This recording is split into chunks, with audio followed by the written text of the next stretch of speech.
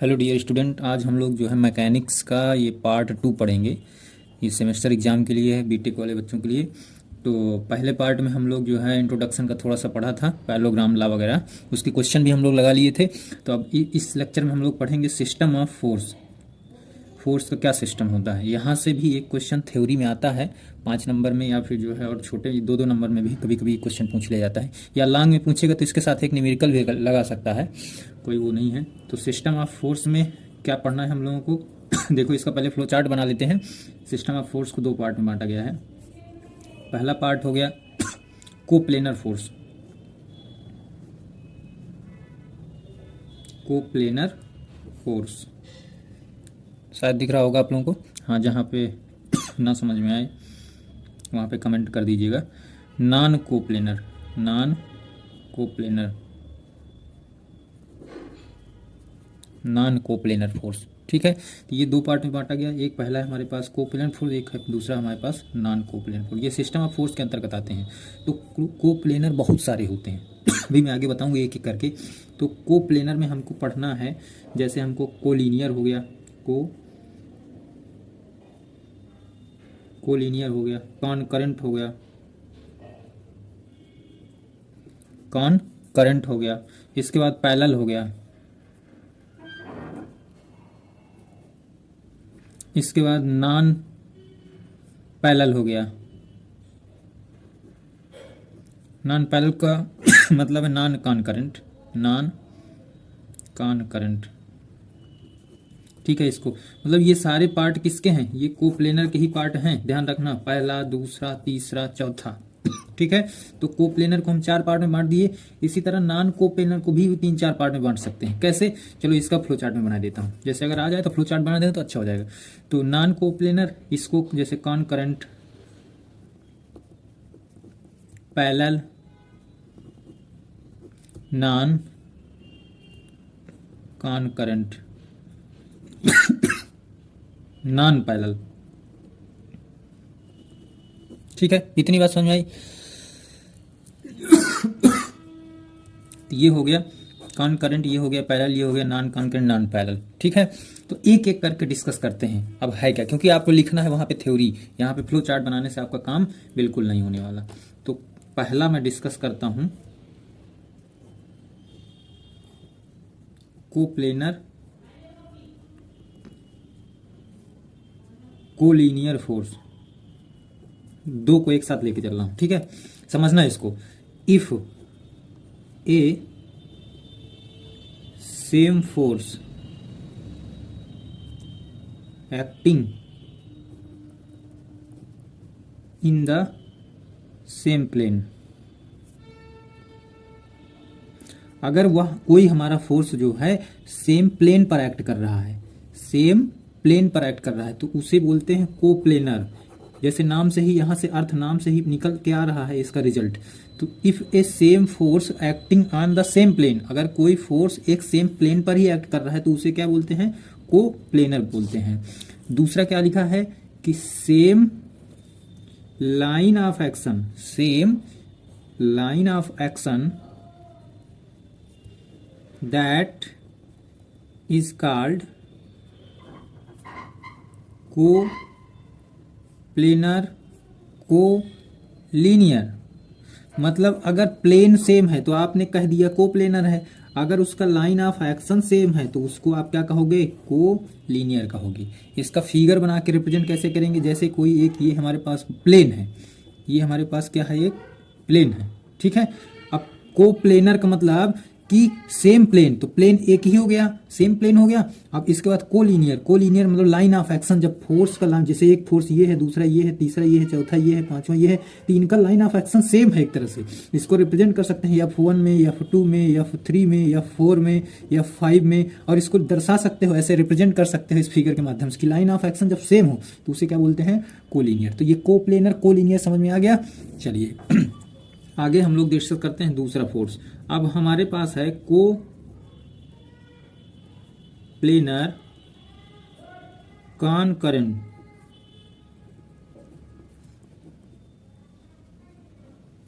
Coplanar कॉनकरेंट। अब coplanar बार बार आ रहा है, ध्यान रखना, क्योंकि कोप्लेनर का ही हम पार्ट पढ़ रहे हैं। तो कोप्लेनर मतलब एक ही प्लेन में, और लेकिन कॉनकरेंट, कॉनकरेंट का मतलब होता है कि वह प्लेन जहां पर सारे फोर्स एक पॉइंट पर एक्ट कर रहे हैं। जैसे ये कोई प्लेन है हमारे पास, एक हमारे पास ये पॉइंट है, एक यहां से चला गया फोर्स F1, एक इधर चला गया फोर्स F2, एक इधर चला गया फोर्स F3, लेकिन ये सारे फोर्स निकल कहाँ से रहे हैं? एक पॉइंट से निकल रहे हैं ना। इस पॉइंट को मान लेते हैं O, और ये हमारे पास कोई एक प्लेन है, ये प्लेन। तो इस प्लेन से इस पॉइंट से निकल रहा है F1, इस पॉइंट से निकल रहा है F2, इस पॉइंट से निकल रहा है F3। इसका मतलब है कि same force acting as a same plane and meet at a common point, and meet at a क्या common point, that is called क्या? Concurrent force. इसको मैं लिख दे रहा हूं, ठीक है। If a same forces acting as a same plane, मतलब हमारे पास प्लेन तो सेम है ही है, ठीक है, उसके साथ साथ क्या कह रहा है? And meet at a common point, मतलब सारे पॉइंट एक कॉमन बिंदु पर क्या कर रहे हैं? मीट कर रहे हैं। तो इस तरह के फोर्सेस को क्या बोलते हैं? कोप्लेनर कॉनकरेंट बोला जाता है, ठीक है। ये फोर्स भी बिल्कुल समझ में आ गया। चलिए आगे फोर्स की बात करते हैं। पॉइंट सी फोर्स हमारे पास कौन है? Coplanar parallel, coplanar parallel force.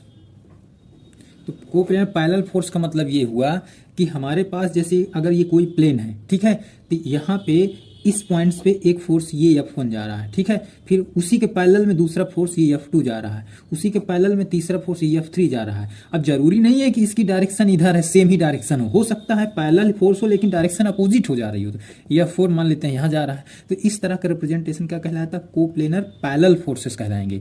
मतलब if a force system acting in the same plane, मतलब प्लेन तो हमारे पास सेम है, same plane, and are parallel, that is called coplanar. मतलब प्लेन भी हमारे पास सेम होना चाहिए और जो फोर्स एक्ट कर रहे हैं वो क्या होना चाहिए? एक दूसरे के पैरेलल होना चाहिए। तो उसे क्या बोलते हैं? कोप्लेनर पैरेलल फोर्स बोलते हैं। परिभाषा लिख देते हैं। If A system of force act in the same plane and are parallel to each other,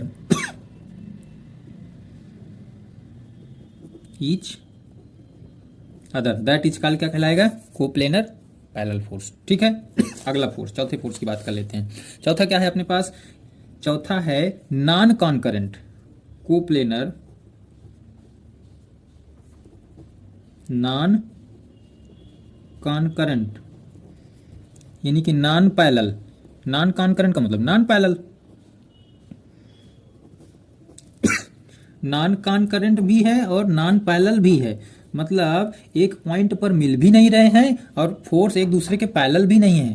तो जैसे कोई एक ये प्लेन है अपने पास, ठीक है, अब की बार एक फोर्स ये डायरेक्शन जा रहा है, इसका लाइन ऑफ एक्शन अगर पीछे मिला दो, दूसरा फोर्स ये डायरेक्शन में जा रहा है, इसका ये है, दूसरा फोर्स ये है। क्या ये एक दूसरे के पैरेलल है? क्या नहीं, एक इस तरह से जा रहा है कुछ एंगल पर, एक हॉरिजॉन्टल जा रहा है, ठीक है। मान लेते हैं कुछ एक तीसरा इस तरह से जा रहा है।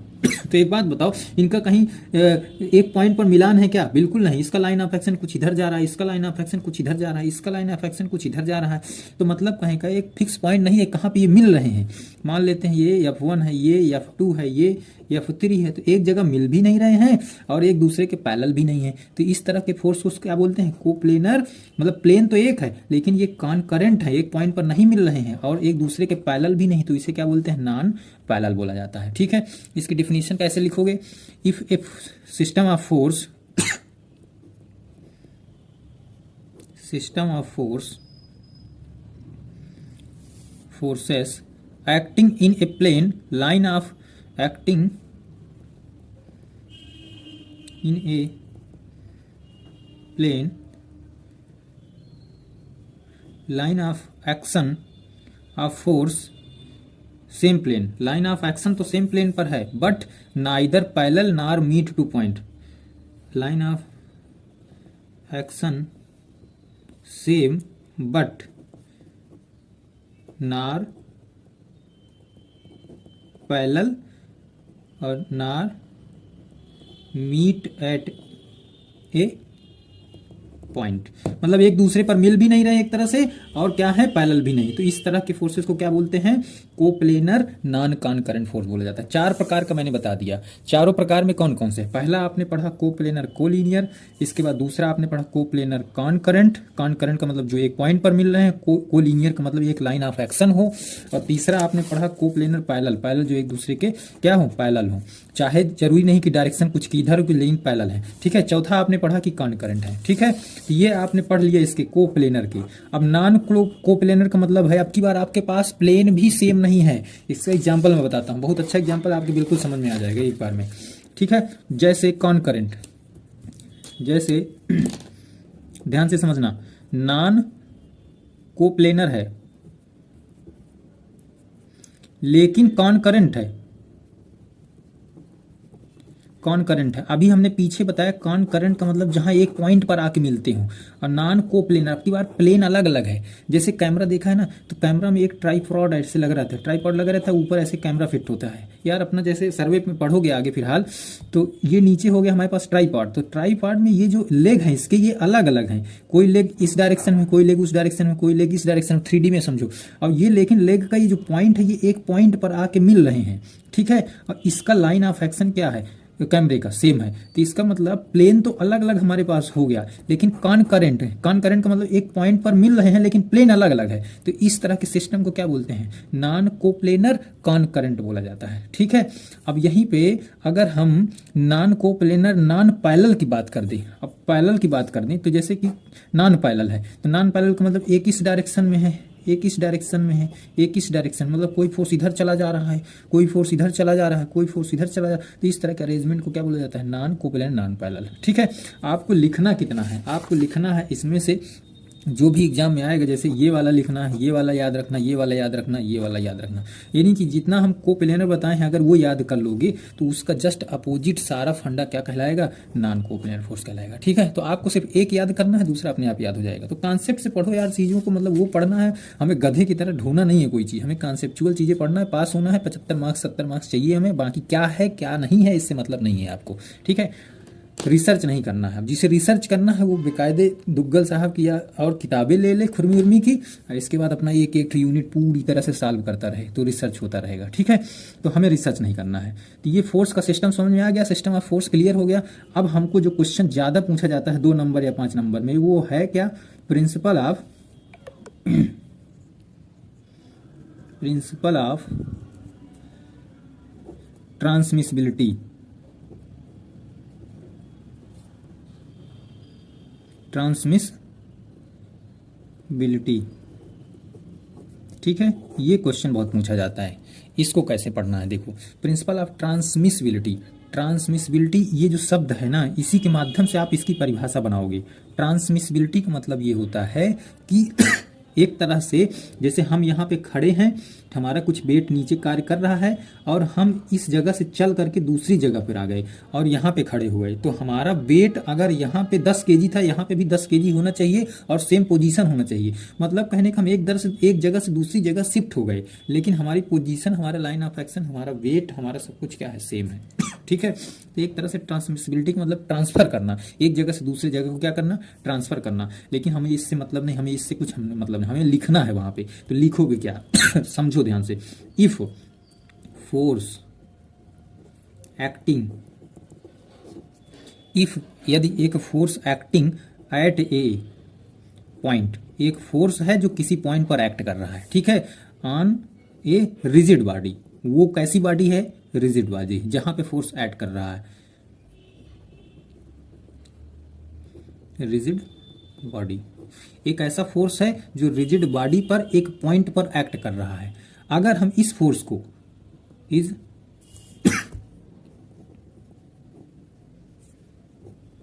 शिफ्ट कर दें,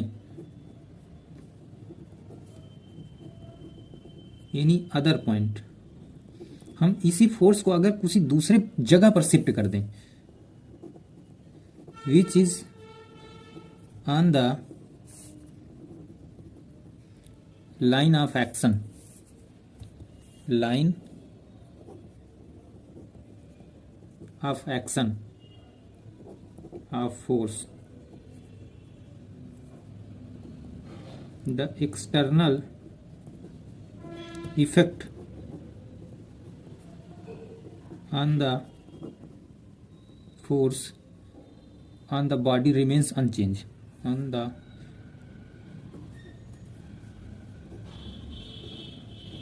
body remain unchanged। देखो समझो, कह रहा है कि if a force acting at A point, कोई एक फोर्स है जो एक पॉइंट पर एक्ट कर रहा है, ठीक है, ऑन ए रिजिड बॉडी, ठीक है, रिजिड बॉडी के रूप में। अगर उस रिजिड बॉडी में हमारा एक पॉइंट पर एक फोर्स एक्ट कर रहा है, हम उसको दूसरी जगह शिफ्ट करना है। हमको क्या करना है, उसको shift at any other point, हमको उस फोर्स को दूसरी जगह पे शिफ्ट करना है। लेकिन जो ये रिजिड बॉडी है, कह रहा है इस बॉडी में कोई परिवर्तन नहीं होना चाहिए। पता लगा आप शिफ्ट, यार किसी को पीछे से धक्का दे दिए तो वो गिर गया, नहीं, ऐसा नहीं होना चाहिए। मतलब जो रिजिड बॉडी खड़ी है, वो रिजिड बॉडी में कोई परिवर्तन अगर ना हो और उस फोर्स को आप एक जगह से दूसरी जगह शिफ्ट कर ले गए, तो यही क्या कहलाता है, यही प्रिंसिपल ऑफ ट्रांसमिसिबिलिटी है यार। जैसे ये कोई बॉडी है, ये कोई बॉडी है, हमारे पास ये कोई पॉइंट P था, मैं मान लेता हूं ये कोई पॉइंट P1 है, ठीक है। अब ये इस पॉइंट को O मान लिया, अब इसको लाइन ऑफ एक्शन सेम रखते हुए इस जगह से इस जगह ले आए, O से O डैश पर ले आए, और ये हमारी क्या है, रिजिड बॉडी है, रिजिड बॉडी है, ठीक है। देखो कैसे शिफ्ट हो जाता है, समझो ध्यान से, कॉन्सेप्ट है इसका। जैसे मैं बताता हूं, लाइन ऑफ एक्शन कह रहा है सेम रहना चाहिए भाई, बिल्कुल हमने, चलो ठीक है, लाइन ऑफ एक्शन हम सेम रखेंगे। हमने यहां से एक फोर्स हमारे पास P था, मान लेते हैं ये P1 है, और ये इस पॉइंट पर एक्ट कर रहा है O पॉइंट पर। ध्यान से समझो, इस पॉइंट O पर एक्ट कर रहा है, ठीक है। अब इसको हमको शिफ्ट करना है कहां पर, इस O डैश पॉइंट पर शिफ्ट करना है, O डैश पॉइंट पर शिफ्ट करना है। चलो ठीक है, हम मान लिए इसको हम शिफ्ट कर दिए O डैश पॉइंट पर। अब की बार लाइन ऑफ एक्शन की वजह से इसकी डायरेक्शन सेम है, P2 पर हमने शिफ्ट कर दिया। लेकिन इस बताओ, एक बात बताओ, इसको जब आप शिफ्ट करोगे तो इसकी बैलेंसिंग के लिए एक अपोजिट डायरेक्शन में फोर्स लगेगा कि नहीं लगेगा। मान लेते हैं ये P लग रहा है, तो ये अपोजिट डायरेक्शन P और इस वाली डायरेक्शन से ये एक दूसरे को क्या कर देते हैं, न्यूट्रलाइज कर देते हैं, और हमारा P1 पॉइंट P2 की जगह शिफ्ट हो जाता है, ठीक है। तो यही कहलाता है क्या, प्रिंसिपल ऑफ ट्रांसमिसिबिलिटी। ये कॉन्सेप्ट से होता है। तो ये फिगर बना दोगे, इतना मैटर अगर लिख दोगे तो आपका काम हो जाएगा, ये प्रिंसिपल ऑफ ट्रांसमिसिबिलिटी में, ठीक है। चलिए अब अगला टॉपिक पढ़ते हैं, थोड़ा सा और आगे बढ़ते हैं हम लोग। अब पढ़ेंगे moment of force.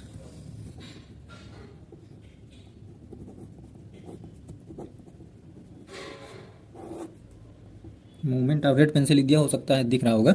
Moment of force, moment, जैसे मोमेंट का मतलब क्या है, घूमना। एक तरह से हिंदी में मोमेंट का मतलब क्या है, घूमना। जो नहीं पढ़ा है भाई, पहली बार मैकेनिक्स पढ़ना है, उसके बेसिक्स में बता रहा हूँ, मोमेंट को रिलेट करके बता रहा हूँ, चीज़ें याद हो जाएंगी एक बार में। मोमेंट का मतलब हो गया घूमना, एक तरह से घुमाओ, ठीक है। जैसे थोड़ा सा डिफिनीशन लिख देते हैं, हो सकता है अगर आ जाए तो लिखना तो पड़ेगा। तो the product of force and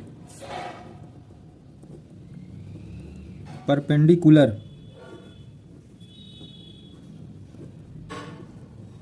distance of the line of action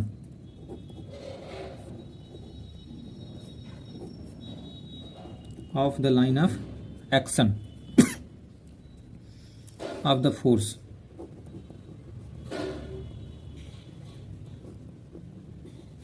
from a point is known as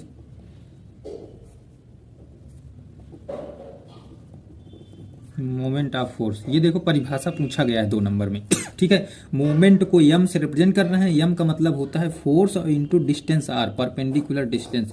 जैसे कोई एक ये पॉइंट है हमारे पास, ठीक है, ध्यान से समझना, कोई एक पॉइंट है, इस पर एक हमने फोर्स लगा दिया F, ठीक है। अब मान लिया आपसे कह दे कि यार इस जगह में बैठ करके इसका मोमेंट फाइंड आउट करो, ये वो पॉइंट है, यहां से आपको मोमेंट लेना है। तो एक बात बताओ, जब भी यहाँ पे फोर्स लगता है, हमने लिखा क्या परिभाषा में कि the product of force and perpendicular distance. Perpendicular का मतलब ये होता है कि जैसे आप यहाँ पे बैठे हो, मान लिया इस पॉइंट पर, तो इस पॉइंट पर आपके परपेंडिकुलर मतलब 90 डिग्री, तो ये है, इस पॉइंट पे हमको मोमेंट निकालना है, तो इसके 90 डिग्री है कि नहीं, ये तो इसके 90 डिग्री ये वाली डिस्टेंस r हो जाएगी। इसका मतलब force F into perpendicular distance r r, तो इस पॉइंट पर हमको क्या निकल के आ जाएगा, मोमेंट निकल के आ जाएगा, moment at O point, moment at O point, तो यही कहलाता है क्या, मोमेंट ऑफ फोर्स। इतनी बात समझ में आ गई, तो मोमेंट ऑफ फोर्स भी आपको क्लियर हो गया होगा। ठीक है, अब हम एक बहुत ही बढ़िया थ्योरम आती है 2 नंबर का, उसको डिस्कस करते हैं, वेरिग्नान थ्योरम। ध्यान से समझना,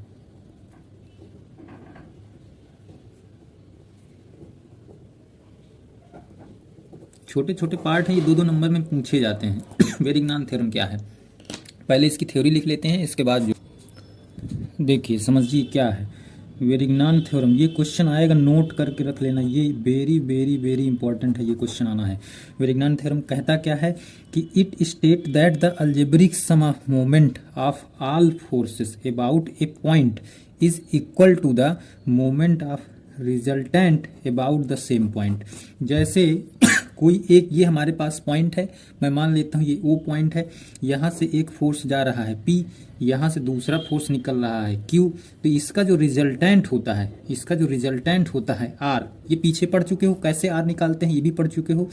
क्वेश्चन ये है, वेरिग्नान थ्योरम ये कहता है कि इस पॉइंट से, सेम पॉइंट से गुजरने वाले ऑल फोर्सेस का मोमेंट और उसके रिजल्टेंट का जो मोमेंट होगा वो बराबर होगा। ठीक है, यही लिखा है, it state that the algebraic sum of moment of all forces, मतलब ऑल फोर्सेस मतलब जैसे P मैंने लगा दिया, यहाँ पे Q लगा दिया, एक हो सकता है इधर लगा दूं, R लगा दिया, तो उन सारे फोर्सेस का जो मोमेंट होगा, उनका जो सम होगा वो रिजल्टेंट वाले फोर्स के मोमेंट के बराबर होगा, रिजल्टेंट वाले फोर्स के मोमेंट के बराबर होगा। अब मैं मान लेता हूँ इसकी डिस्टेंस इस पॉइंट से मान लेता हूँ, क्योंकि परपेंडिकुलर डिस्टेंस भी तो चाहिए मोमेंट निकालने के लिए। अभी पीछे मैंने पढ़ाया कि परपेंडिकुलर डिस्टेंस चाहिए, बिल्कुल चाहिए मोमेंट निकालने के लिए। तो अगर हमको परपेंडिकुलर डिस्टेंस नहीं पता होगी तो हम कैसे पता कर सकते हैं। तो देखो यहाँ पे मैं मान लेता हूँ इसकी डिस्टेंस d1 है, इसकी डिस्टेंस d2 है, रिजल्टेंट की डिस्टेंस d है।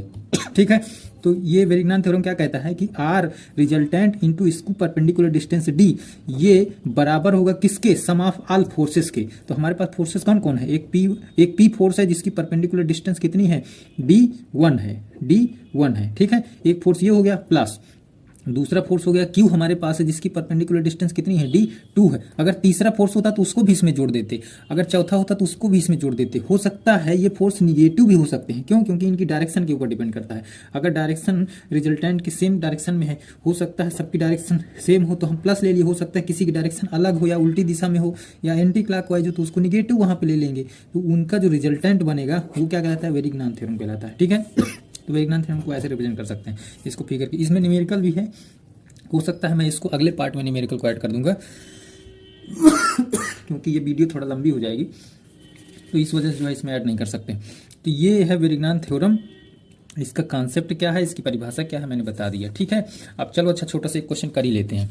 देखो क्वेश्चन मैं नोट कर देता हूँ। ठीक है, क्वेश्चन मैं नोट कर देता हूँ थोड़ा। देखो ये अपने पास क्वेश्चन है। ठीक है, यहाँ पे क्वेश्चन समझ लो क्या कहता है। एक वो ये प्लेट लगी है जिसके साथ ये गडर प्लेट अटैच है, ठीक है, और जिसको ये एंगल 30 से यहाँ से 1200 न्यूटन का फोर्स लगा के खींच रहा है ऐसे। क्वेश्चन पूछ रहा है कि ये जो पॉइंट ए है अपने पास, कह रहा है यहाँ पे मोमेंट आप बताओ, ये पॉइंट ए पर आपको मोमेंट बताना है। बहुत क्वेश्चन आसान है, बहुत छोटा है। ठीक है, तो सबसे पहले हम इसको फ्री बॉडी डायग्राम बनाते हैं। फ्री बॉडी डायग्राम में क्या है, एक ये प्लेट है अपने पास, ठीक, एक प्लेट है, यहाँ से एक ऐसे अटैच प्लेट है। ठीक है, यहाँ पे कुछ इस तरह का अरेंजमेंट है जिसकी ये पॉइंट ए से ये वाली दूरी कितना दिया है, 150 mm दे रखा है। ठीक है, 150 मिलीमीटर दे रखा है, और वर्टिकल ये वाली हाइट कितना दे रखा है, ये 120 mm दे रखा है। ध्यान से समझना क्वेश्चन कैसे सॉल्व करते हैं। ठीक है, अब ये अरेंजमेंट कुछ दे रखा है जो हॉरिजॉन्टल से कितना डिग्री पर, 30 डिग्री पर, ये 30 डिग्री हॉरिजॉन्टल से बना रहा है। ठीक है, तो सबसे पहला काम क्या करना है, हम इस हॉरिजॉन्टल वाले को वर्टिकल हॉरिजॉन्टल में क्या कर लेते हैं, रिजॉल्व कर लेते हैं। तो 30 डिग्री हॉरिजॉन्टल से लगा है, तो इधर क्या आएगा, एक बात बताओ, इधर ये आएगा 1200 इंटू सॉरी कास आएगा, जिधर साइन, जिधर एंगल लगा रहता है उसको क्या आएगा, कास आता है। और इसके जस्ट अपोजिट में इधर वर्टिकल की तरफ कितना आएगा, इधर की तरफ आएगा 1200 इंटू साइन 30 डिग्री आएगा। साइन 30 आएगा कि नहीं आएगा। अब हम ये हॉरिजॉन्टल, ये इंक्लाइंड वाले को क्या कर लिए, रिजॉल्व कर लिए। अब हम मोमेंट निकालते हैं, मोमेंट एट ए पॉइंट पर। अब ए पर हमको मोमेंट ले, हमें मोमेंट के लिए हमें क्या चाहिए, फोर्स इंटू परपेंडिकुलर डिस्टेंस चाहिए, ध्यान रखना। तो एक बात बताओ, 1200 इंटू कास 30 ये वाले फोर्स को हम ले रहे हैं, ये वाले, तो ये वाले फोर्स को हमने ले लिया 1200 कास 30, और इसकी ए पॉइंट से परपेंडिकुलर डिस्टेंस बताओ कितनी है, ये है हमारे पास ये पॉइंट ना, तो इसकी परपेंडिकुलर डिस्टेंस ये बनेगी कि नहीं बनेगी, तो ये डिस्टेंस कितनी है 120 है, तो यहाँ पे मल्टीप्लाई कर लेते हैं 120 mm का, ठीक है। अब ये वाला फोर्स इसको क्या क्लॉकवाइज घुमा रहा था कि नहीं, क्लॉकवाइज को हम पॉजिटिव ले लिए। अब ये जो ऊपर वाला है ये इसको इधर घुमाएगा, एंटी क्लॉकवाइज घुमाएगा, तो एंटी क्लॉकवाइज क्योंकि डायरेक्शन बदल जा रही है, मैं बताया था अगर डायरेक्शन बदल जाएगा तो चिन्ह आपको क्या करना है, प्लस से माइनस कर देना है ठीक है। तो अब माइनस में ये वाला फोर्स है, तो 1200 इंटू साइन 30 डिग्री और इंटू इसकी परपेंडिकुलर डिस्टेंस कितनी है। अब फोर्स ऐसे लग रहा है, फोर्स ये ऐसे लग रहा है, तो परपेंडिकुलर डिस्टेंस कौन वाली बनेगी, ये वाली बनेगी कि नहीं बनेगी बताओ। तो ये वाली परपेंडिकुलर डिस्टेंस यहाँ से यहाँ तक की कितनी है, एक बात बताओ, ये वाली परपेंडिकुलर कितनी बनेगी, यहाँ से यहाँ तक ये वाली परपेंडिकुलर डिस्टेंस कितनी बनेगी, ये 150 है ना, तो यहाँ पे परपेंडिकुलर डिस्टेंस कितना रख दें, यहाँ पे 150 रख दें कि नहीं रख दें। अब इसको क्या यार सॉल्व नहीं कर सकते क्या, cos 30 का मान रखना है, साइन 30 का मान रखना है, इसको गुणा भाग करना है, तो ये मोमेंट आ जाएगा पॉइंट ए पर। तो ये मोमेंट कितना आएगा अपने पास 34707 न्यूटन mm में आएगा।